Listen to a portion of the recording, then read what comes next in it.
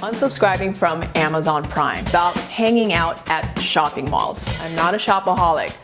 Hey everyone, my name is Joan and welcome to my channel.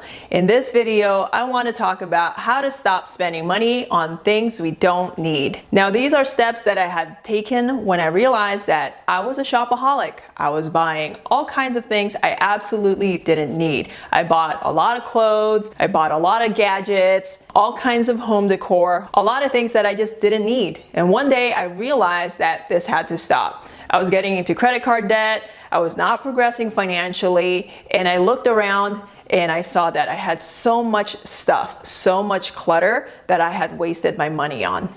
The first thing that you need to do is give yourself a reality check by looking at all your bank statements. When I did this, I was blown away and even embarrassed to see how much I spent on clothes alone. There was one year that I categorized and saw that I spent about $3,000 on just one clothing brand. And think about all the other brands I might have spent money on or other types of stores that I spent money on. But having spent $3,000 on clothing, do I really need that much clothing in 1 year? $3,000, that's a lot of money. And unfortunately, this happens a lot. I hear so many people that actually don't look at their bank statements. They don't think about how much money they actually have. They have a ton of credit cards and they're just spending, not even paying attention to how much they're actually spending on things that they don't need. So if you've come to the point where you realize you need to stop spending money, look at your bank statements, categorize all your expenses, find out how much you're actually spending on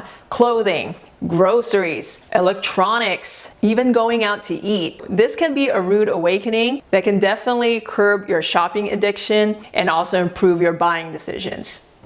One of the things I started doing was leaving my credit cards at home, especially when I had to come to terms that I was in credit card debt and I wanted to stop using my credit card altogether. I just left it at home. Whether I'm out and about, running errands or socializing or on my way to work, I just left my credit cards at home.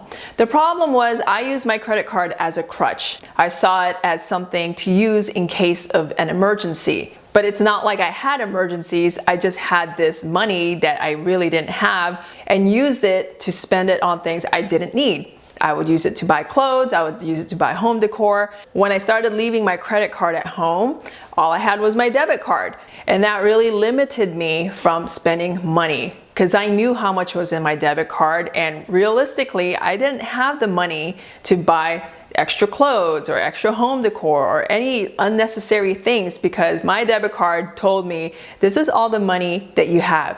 Do you really want to spend this money on things you don't need, knowing that you have bills coming up, you have rent coming up? And so leaving my credit card at home really disciplined me. It really forced me to think about my spending habits and my buying decisions. One of the biggest game changers that I've done was unsubscribing from Amazon Prime. Not only am I not paying for my yearly subscription of $170 or something like that, it really disciplined my shopping habits. The problem with Amazon Prime is that it's easy, it's convenient, you don't have to leave your house, you just click and then the next thing you know, it's at your doorstep the next day or even the day of. Amazon Prime can really fuel your shopping addiction. And I found that a lot of things on Amazon Prime are just useless crap we don't need. Cheaply made items, things that are just a waste of money. I was having a conversation with a coworker of mine a few months ago, and he was sharing with me about how he wants to start keeping track of his spending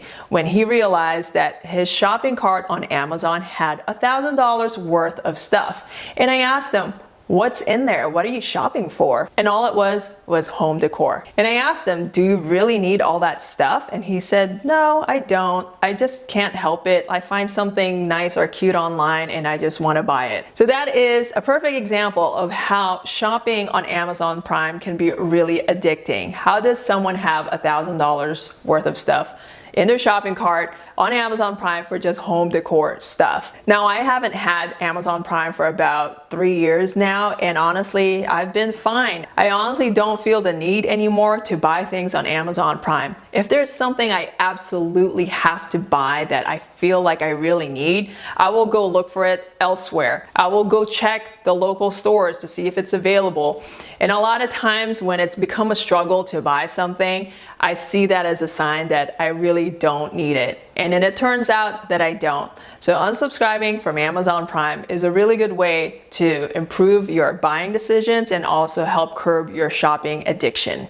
And with unsubscribing from Amazon Prime, I started deleting any kind of shopping apps on my phone altogether. I deleted Amazon Prime from my phone, I deleted Poshmark, I deleted any kind of fashion brand apps on my phone because I really wanted to limit my temptation for shopping mindlessly. I even went as far as deleting food delivery apps because it gets expensive. You're paying for an upcharge on the food and delivery. I think we're all fighting the curse of convenience when it comes to shopping. So anything we could do to make it inconvenient for us, just delete them from your phone altogether because our phones are the one thing that we spend the most time in front of. The next thing that we can do is to just unsubscribe and unfollow. What happens a lot when we shop, whether it's online or even in store, is that they try to capture our emails. And then once they capture our emails, they start bombarding you with ads and all kinds of marketing stuff to get you to want to buy stuff. And the problem with mailing lists too is that a lot of companies are also selling your emails to other companies.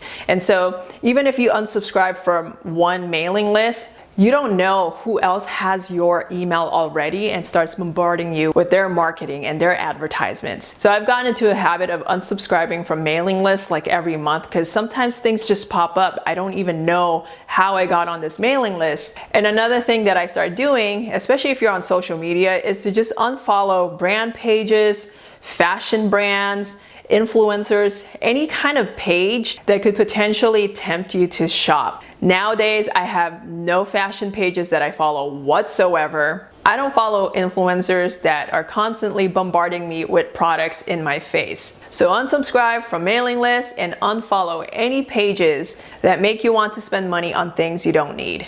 The next thing I'm gonna talk about sounds really silly and simple, but I had to stop hanging out at shopping malls. Now, this was something I did a lot, especially in my 20s and early 30s. When I was bored, I would go to the mall and just wander and browse. And sometimes that was a pastime I did with friends. Or if I'm running errands, I would just stop by the shopping mall on my way.